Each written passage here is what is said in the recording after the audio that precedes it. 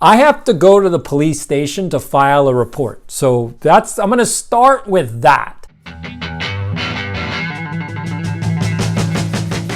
Hello and welcome to the brand new podcast name, Overcoming Obstacles with the School Doc. It used to be called Tuesdays with Schwartz, but that's the new name. This is going to be a whole different podcast just for this week, maybe next week, because I'm in the process of moving, and so not going to be a lot of editing here. So anyway, what I want to talk about is kind of going a little bit behind the scenes, kind of give everybody an update. I didn't publish last week.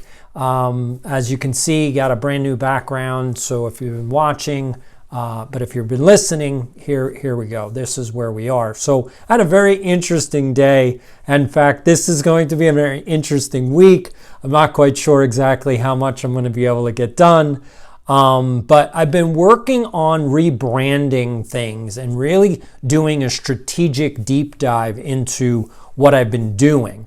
So if you've been following, then you know that I talk about 21st century education, I talk about 21st century skills, I talked about entrepreneurship, leadership, how you can be successful in the 21st century, all of these things. And so what I'm trying to do is come up with a better way to engage you in these topics with real life stories, because I feel like that's what's been missing, is that I'm doing education only, and education's boring. Like, that's just the way it is. Education is boring. That's why kids are bored in school. That's why they don't want to go to school. That's why they hate their teachers. That's why they hate school, because school is boring. So I don't want to do that. I want to make this interesting, because what I have to teach you is actually valuable. And so I'm kind of caught in this double-edged sword of what I have to teach you is extremely valuable, but the way I'm teaching you is boring. So I gotta do something different. So we renamed the podcast Overcoming Obstacles with the School Doc. The newsletter is now rebranded as well. You're going to see all of these different things, and so as we go through this journey, you're going to start to see the difference, and this is what you can do in your business. And if you're an entrepreneur, or if you're looking to be an entrepreneur, what do I have to do? So there's going to be two things I'm going to talk about today, or this week, since we put one episode out a week. So the first thing is all the stuff that's been going on, like behind the scenes. So I have to go to the police station to file a report. So I'm going to start with that. So here's what happened. I am a sports card collector. Yeah, so I've had a baseball card collection for multiple decades, since I was a teenager. I had a hoard. So yes, if you ever watched an episode of Hoarders, that was me. I actually had 8 million baseball cards. Yes, I had a storage unit filled with baseball cards, like filled to the floor to ceiling, filled with baseball cards. And so I've been selling them off over the last 5 to 6 years. It was a major project, and it was a headache. And I'm so glad that it's all over now, because yes, I have gotten rid of the hoard. You can do a golf clap for me. I appreciate it. So now that the hoard is gone, I went to a card show, because I like to go, and I also run a YouTube channel on sports cards. It's actually really successful. Just so everybody knows, I actually do experimentation on social media strategies on that channel, and those strategies have worked.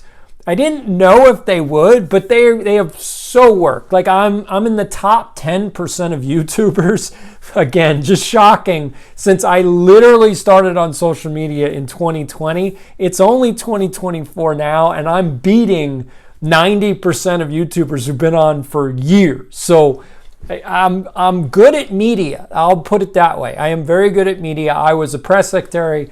I was also a speechwriter for the state of New Jersey. I ran media for a small nonprofit in New York City. Blew it up. Like they had, when I joined, they had 40 media impressions or 40 media stories within a 5-year period. And then within 3 weeks, I got them about 40 to 50 stories in 3 weeks. So yeah, like that's the kind of growth in media. Like I understand media at a whole other level. So it's fun and I like that. So I've been doing that with YouTube. That's what I need to do with this podcast. Is just like, what am I doing? So, all right. Anyway, I went to the show because I'm getting off track. So I went to the show. Before I left the show, I was recording some video work, getting some video for my YouTube channel. And I inadvertently walked away from a case. So basically, if you know musicians, they carry cases with their instruments in them. Well, that's the same thing for if you have sports cards, is they have these very specialized cases with locks on them. And you carry them around the show so you have your cards with you, but they're protected. So I left that case on a table, unattended, by accident, because I was just doing too much, and I'm scatterbrained sometimes when I hold too many things and I'm doing too many things at once. I lose sight of stuff. So anyway, I talked to the guys that ran the show. This was at the Phoenix Convention Center, and they have video of the people who took my case. Great, so I got the video, and so now I have to go to the police station to file a report because the people didn't turn it back in to Lost and Found, which is what most people would do. I want to make this very clear. Most people are good, but we have a lot of bad people in society. And what makes it worse is that probably the number of bad people in society has doubled within the last 5 years. For whatever reason, I don't know. But the number of bad people has doubled. And so it seems, again, perception is reality. So it seems like everyone is a bad person. It's not true. I've had to take a real step back and be like, is everyone bad? And it's clearly not the case. 8 out of 10 people are good people. It used to be 9 out of 10 people used to be good people, but now it's 8 out of 10. So when you double the number of bad people, so when you go from 1 bad person, 1 out of 10 is bad, to 2 out of 10 is bad, it's a huge jump. And the perception becomes that everyone is bad. That's not the case. Still, 80% of society is good people, but 20% are really dangerous people. They are bad people. They will do whatever they want to do. They are narcissists. They are sociopaths. They are psychopaths. They are bad people. And that's just the way it is. And so they infect and effect everyone else, and they make life a living hell. So that's basically, so I have to go to the police station to file a report. And then on top of that, I live in Arizona, and we have been having more rain than you can imagine. Now, I know what you're saying. Well, what's the big deal? But just hear me out. I live in Arizona. It's a desert. For those of you that don't know, deserts don't get rain. That's why they're deserts. So there is a rainy season in Arizona, but it starts in May. There's no such thing as April showers in Arizona, but we have had rain almost every single weekend. And there was a lot of rain the other day, a few days ago, and basically I had water in our garage, and it destroyed a lot of stuff, like way more stuff than I thought initially, because we had to clean out the garage and kind of like see where all the damage was. And as I was adding things up, I'm like, wow, this really was a lot more problematic than I thought. So I had to make a claim with the insurance company, and so now I have to wait back from them. I don't know what they want to do. It destroyed a lot of stuff. There's stuff that's just whatever, $20-$30 here or there. It's just gonna have to throw it out. But there's some more expensive stuff that got destroyed. I don't know what to do. So anyway, that's what's been happening which is why there's no editing on this podcast for this week. Like, you are getting raw. This is it. No editing. You're just going to have to deal with it. So listen to my words. If you're on the audio side, this is the same thing. You're enjoying it. But if you're on the video side, yeah, there's no editing. This is it. So let's jump to, that's all the drama. Now let's jump to what I really want to talk about this week, which is that I had a conversation with another business this week about scaling up. And so what I want to do is kind of talk about like what they have done so far, and then what I think they should do and what I talked about with them. And maybe you can use this in your own situation. So what's great is that this is a small business that started probably about 5 years ago. So they've already gotten through the hump.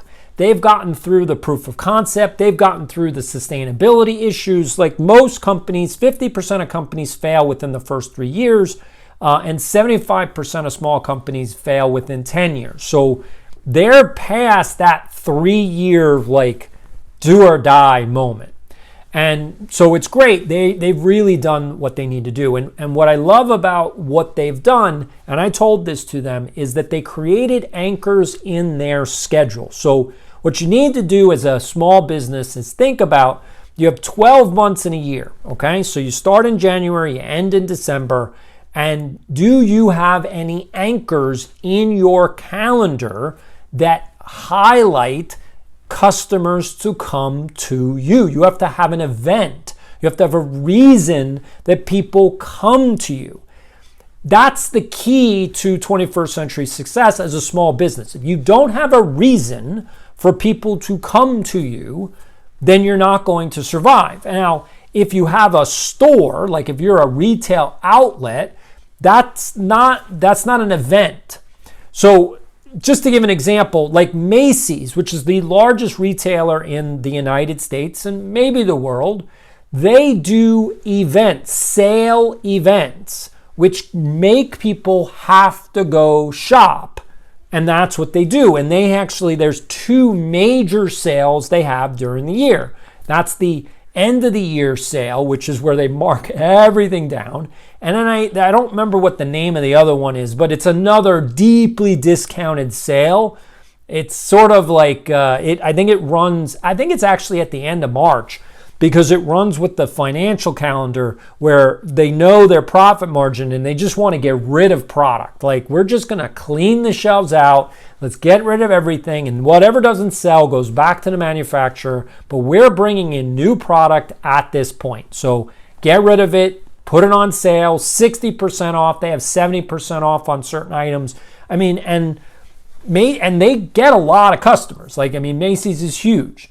So the reason that you do that, the reason that they have those 2 sales is because those are anchors. And that's what you need to think about for your business, is what is your anchor? Now, I would start with just doing 1. Now, when I worked at a nonprofit in Staten Island or New York City for a year, I worked with a buddy of mine. He was the executive director. He brought me in. And I blew up the media, which is what I was saying before. So they had 40 impressions over 5 years, and I got them 40 impressions over 3 weeks, or 40 news stories. The impressions were in the millions. I mean, we had so many impressions online and people going to the website. I mean, we were in the millions from going like this small little nonprofit to like being everywhere. And we were so big that I literally got a phone call from the Tribeca Film Festival asking us to tone it down because we were overshadowing them. It was our anchor was around the same time that their film festival was, and we had gotten all the news reporters, we had gotten all the news stations, we got all the radio stations, we got everybody focused on us. And their film festival was getting overshadowed, and people were ignoring it, and they weren't selling out tickets like they thought they would. And they were like, "What the heck happened?" And it was me. I kicked their ass. So it's just the way it goes. Like, you have to have an anchor, or if you don't have an anchor, you have to create one. So this company, this small company, created an anchor to start with, and then they added in a second anchor. And the problem is that they didn't combine the efforts to sell sponsorships for both events at the same time. Yeah.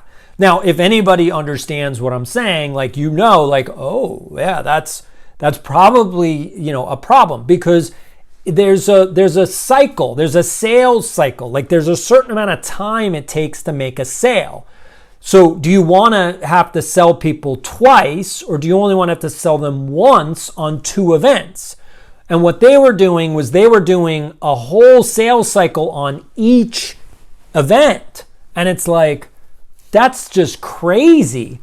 No, combine the 2 events, figure out what the impressions are, figure out like the total volume. Like, it's an in-person event. So you're getting foot traffic plus online impressions, plus website, plus sponsorship, plus advertising, because they were also going to do advertising.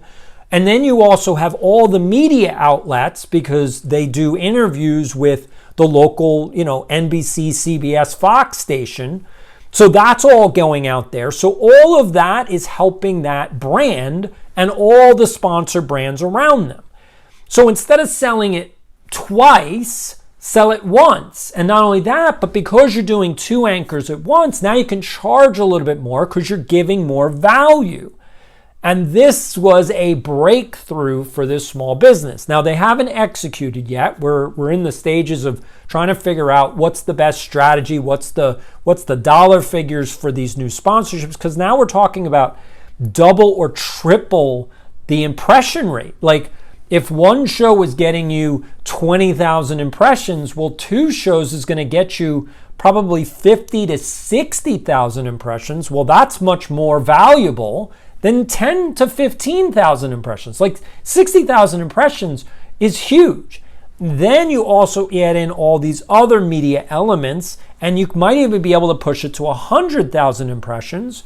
Well, if that's what you're paying for, well then yeah. So instead of paying $500, well, if I'm going to get 100,000 impressions, I'll pay $1,500. That's worth it. Like, it's actually a bargain now. But you've now tripled what your revenue is, because you've gone from 500 to 1,500, but you're giving so much value out there that the price to the people, to those companies that want to sponsor, they're like, absolutely, this is a bargain. But you've now tripled your revenue, and that's the piece. That's the piece, is now the value is so much more than what you're charging, but you can charge more than you were. And that's the breakthrough. So we're on the execution side for that. Hopefully that works. We'll have to work on, we're going to work on a media strategy as well, because you have to hit those numbers. And the only way to do that is to add in media. So you have to do interviews, you have to do stories, so we're working on all the stories that they could do with the reporters that they know already. Again, they have those relationships, and once you have those relationships, it's easy. In fact, game over. Like, if you bring me in, if you already have the media relations, you bring me in, game over, because I just go, here's the story we can do, and I just call the reporter and say, hey, I'm calling from this organization. They already know the organization. They're like, oh, hey, it's nice to talk to you. I go, yeah. So here's a pitch for 4 different stories. So you tell me, when do you think these stories make sense? And then what they do as a reporter are like, oh, wow, these are great stories. All right, you know what? I'd like to do that story next week.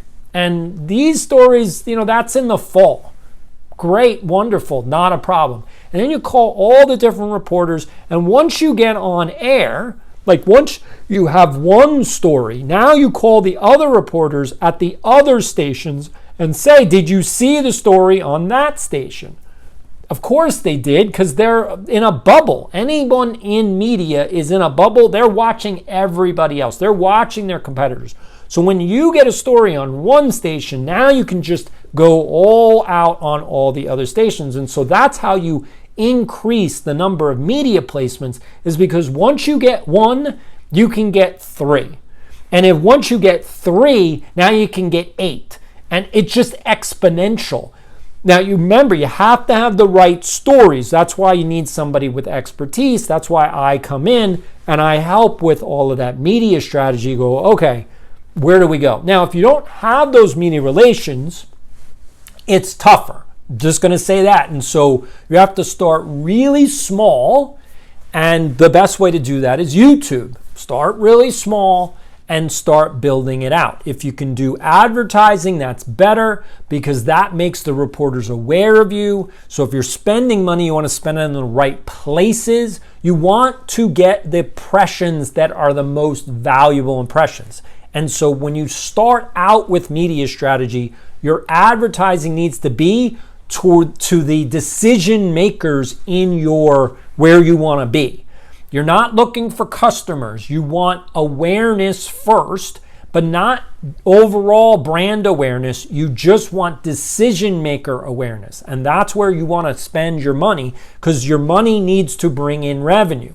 And you're not going to make enough money on an advertising campaign going directly to customers. It's not going to work. It just doesn't work that way. You need to get your name in front of people who have influence. Because then they're going to go, when you call them and say, hey, I'm calling from so-and-so, they go, oh, wait a minute, I just saw something like that. Boom, that's it. That's all you need. Now you can do what you want to do. So that's on the media side. Now, one of the things that I just published an article on Medium. I did give you guys in a previous episode, and I put it into the newsletter. This was probably about 3 weeks ago. I gave you free access to one of my articles. I will do that again, but that's only if I get more comments. Otherwise, I'm just going to tell you about stuff, but you should follow me over on Medium or follow me on X at the School Doc. On Medium, it's Professor Schwartz. So you can find me at either place. But I just put an article out. If you had 10 minutes, how would I summarize 21st century leadership? And I gave 3 steps to 21st century leadership. Now, if you need to know all 6 fundamentals of leadership, you can buy my book. So that's the book right there. So it's called Disrupting Education. Go to Amazon, Disrupting Education. I will put a link in the newsletter so you can actually just click on it and go right to Amazon.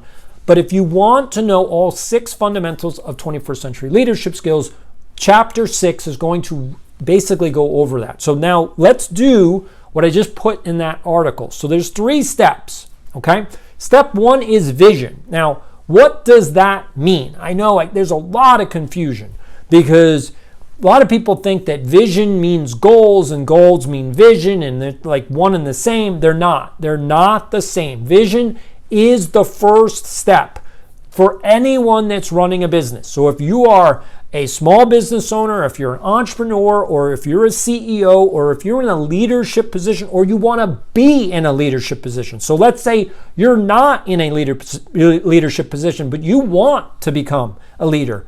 You have to do step 1, which is vision. Now, what does that mean? So here we go. Vision means literally seeing the future. If you have a vision, you can see the future. Now, I know that doesn't make any sense, so I'm going to give you an example. Dr. Martin Luther King Jr. had a vision for America, in one which everyone was going to be judged by the content of their character, not by the color of their skin. That's a vision of the future. And the point of that is when you have a vision, you are now ahead of all of your followers. A vision means this is where we're going. There's so many examples of visionaries, and that's why the word visionary is so powerful, because visionaries are ahead of us.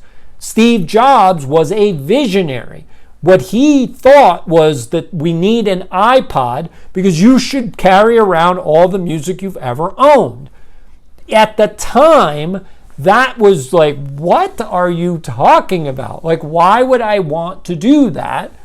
And now it's sort of a no-brainer, and which is where the iPhone is and all smartphones. Like, it's a no-brainer. Of course we want a computer in our pocket that we can call phones, go on the internet, have apps. Like, all of it makes sense because the vision was so clear.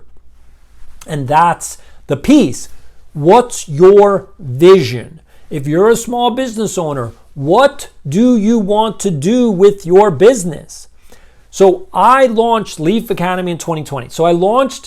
Here's quick backstory. In 2013, I launched the Education Development Institute, which is an education think tank. The reason that I launched that venture in 2013 was because I needed a research arm to help me with the development of a 21st century education. I couldn't do it by myself. I needed someone to help me. I was a former teacher, principal, and I was a superintendent at that point. So I'm running a K-12 district program, and my students are suffering. They're not doing well in school. They're definitely not doing well in life. What do I do? Now, I had already implemented a whole bunch of other changes in my district that had made groundbreaking success and solution-making issues. It was great. And everybody around me within a 50-mile radius, so all the principals, all the teachers, all the school districts, all the school board members, they all knew who I was because they were like, how is this happening? Like, how is this school? How is this K-12 district? How is this superintendent basically getting results that are just impossible to get? Like, my students were not just beating the odds, they were crushing what everyone said was possible. Like, we were bending reality. And so everyone was asking, how is that possible? And the reason is because I had a vision of education in the future. Basically, this is what education should do. And therefore, if this is what education should do, then how do we get there? That's what having a vision means when you sit down and develop something, because it's a roadmap. It's not the specific things that you need to do. That's what goal setting is. That's what an action plan is. This is just setting the vision, setting the path going forward. What are you going to do?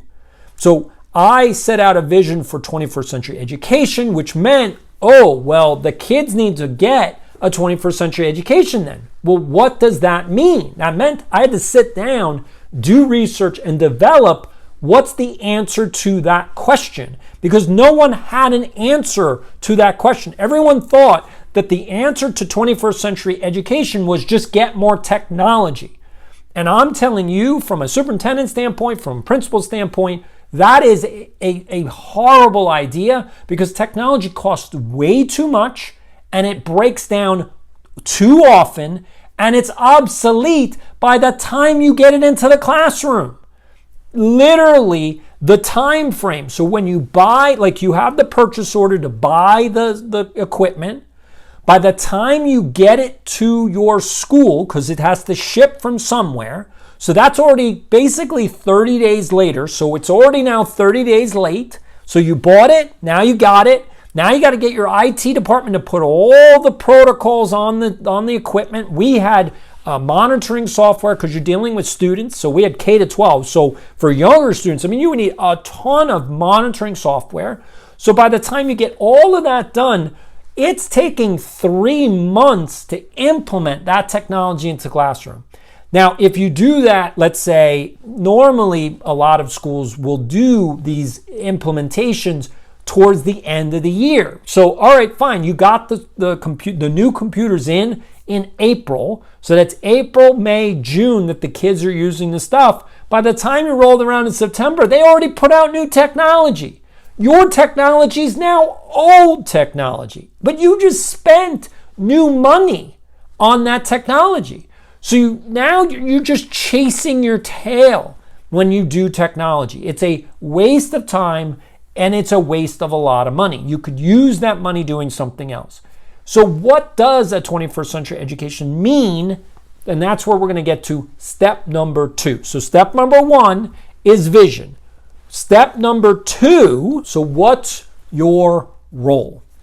Now, what does that mean? I know this is confusing for a lot of people. So step 1 is 21st century leadership skills. That's the first fundamental leadership. If you want to learn all 6 fundamentals of leadership, go read my book, Disrupting Education. It's on Amazon. You're going to get all 6. The second step is what's your role? Because as a leader, you are not doing all the work. You're in charge, which means that you have staff, which means that you have employees, which means you have a team. The problem is you don't have a team. You just have a bunch of people who work for you.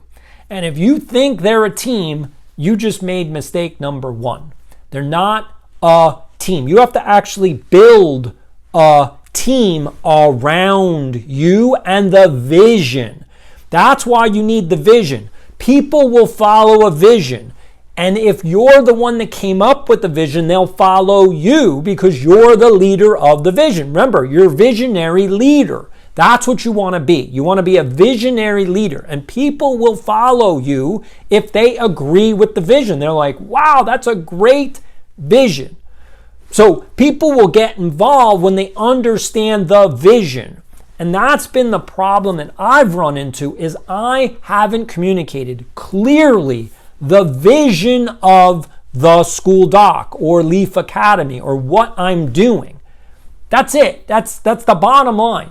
My execution of communicating clearly with full clarity the vision of what I'm doing has not been good enough.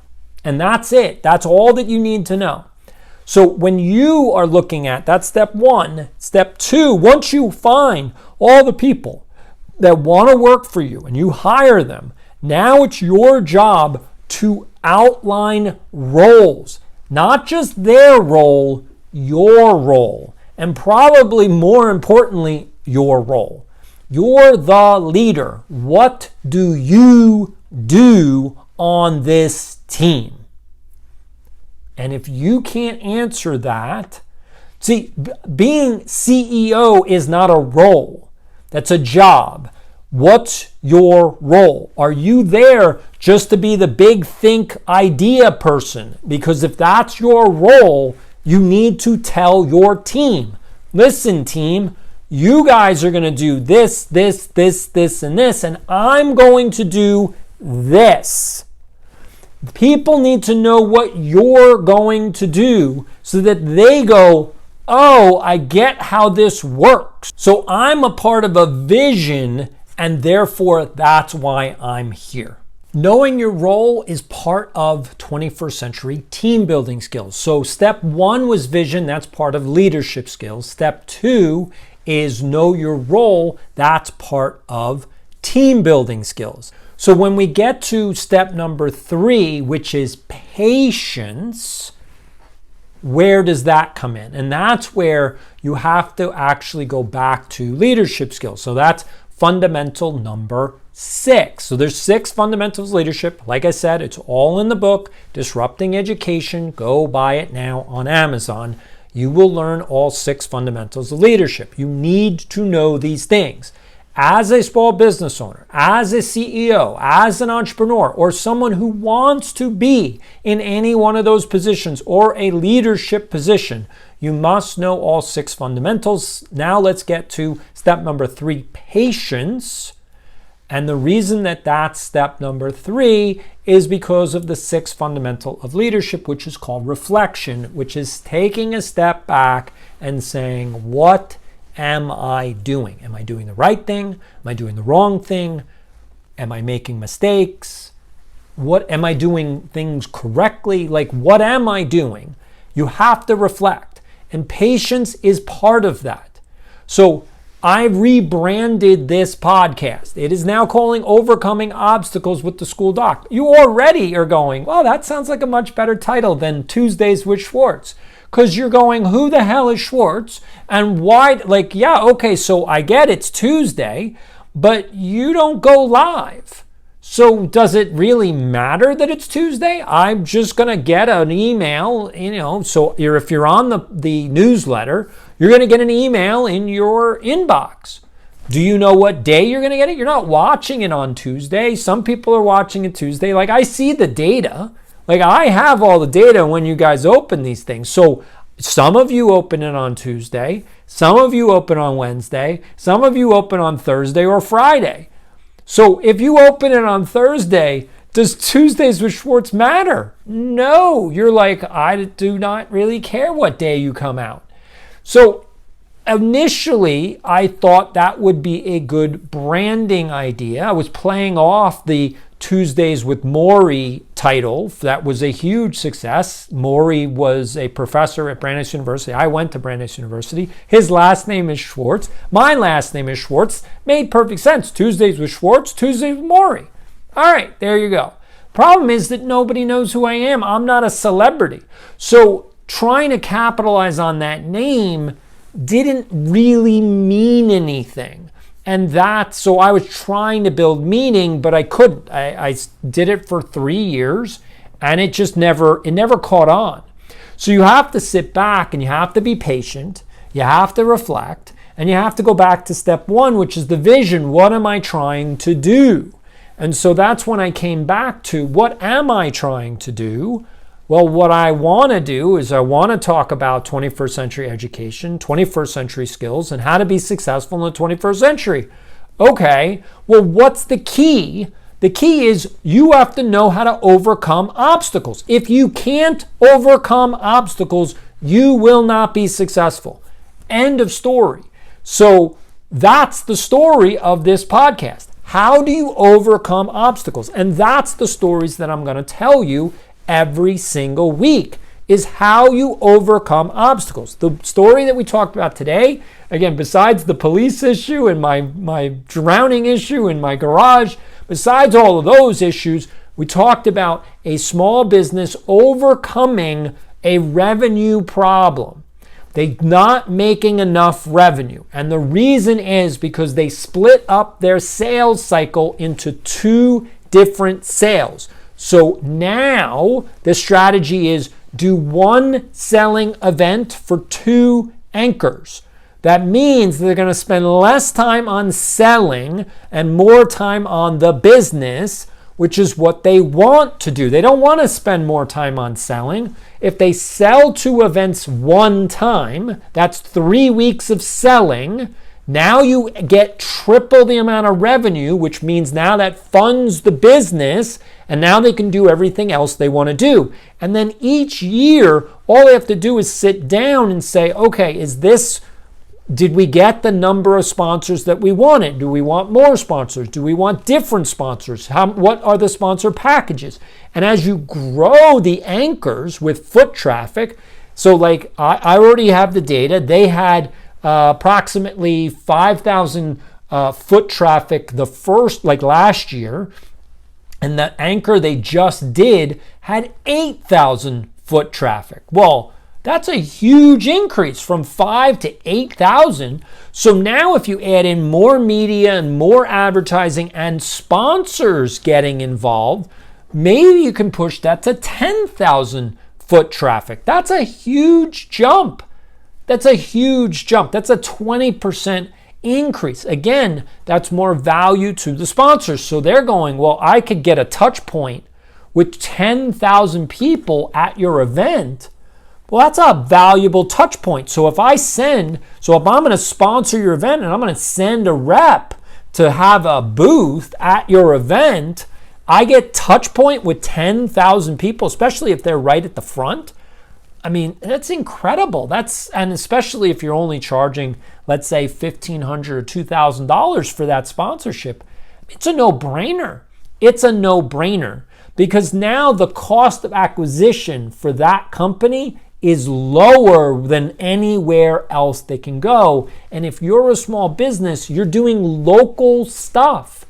That's what companies want. They want local penetration. They want to meet the people where they live. national advertising is great for brand awareness, but it's not good for sales. Sales is good in local markets. You want local sponsorships. That's why sponsoring YouTubers is such a better ROI for brands, because YouTubers have a local following. They have a small audience. They listen to those people. That's it. That's why it's a better ROI to sponsor a YouTuber than it is to run a national campaign. It's just way more effective, especially for a small business. So if you're a small business, look at YouTube, look at Instagram, look at Facebook, look at people who have groups that have big followings, but they're localized so that you're targeting the people that you want to reach. So those are the 3 steps if you were to do leadership skills, and you need those 3. So let's review them right now. Step 1 is vision. Step 2 is define your role. What is your role? And step 3 is patience. Patience. You have to reflect. You have to take a step back. You have to go, what am I doing? And just relax. Slow down. The world is moving a mile a minute. You need to control your environment. You need to control your schedule. Slow everything down. When you slow it down and you really do steps 1 and 2 first, that's when patience really becomes a virtue. Trust me, it really helps. I want to thank everybody for joining me. Again, I appreciate the no editing this week. This is just going to get out there. We will be back next week, hopefully full show, but regardless, thank you so much. I'm actually going to put all of this out on social media. I don't think LinkedIn will let me put out this entire episode because it's going to be closer to 45 minutes this week. So anyway, thank you for joining. Follow me on X, Instagram, @TheSchoolDoc, and on Medium, Professor Schwartz. I'll see you next week.